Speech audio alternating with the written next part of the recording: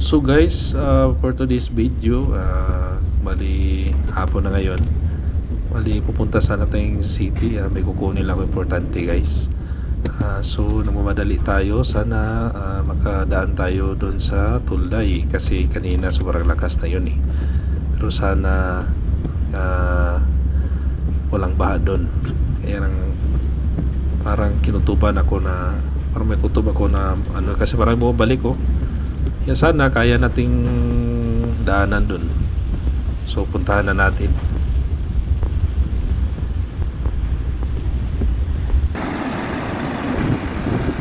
So guys, papunta sana tayong city kasi may puntahan ako importante guys, wala.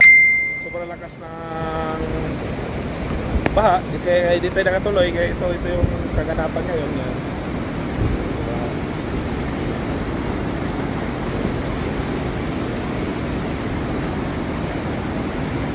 So, hindi tayo makadaan.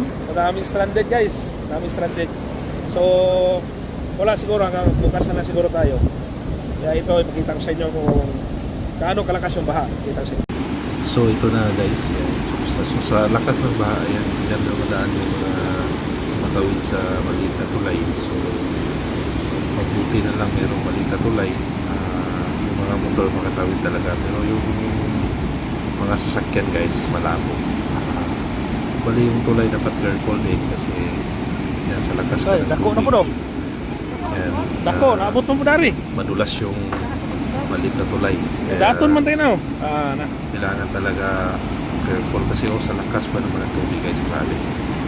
So ayan, tumatawid matawid na lang yung mga nakamotor. So syempre dandaan sa madulas na yan guys. Yan, maraming tumatawid. Ang laking tulong ng malit na tulay na to guys kasi makakatawid talaga yung mga motorsiklo o mga naglalakad.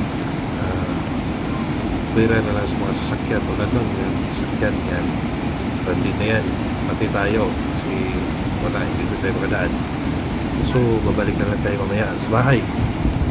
Sana bukas okay na to, wala na to ba para punta na yung city. So guys, ngayon lang Lord, sana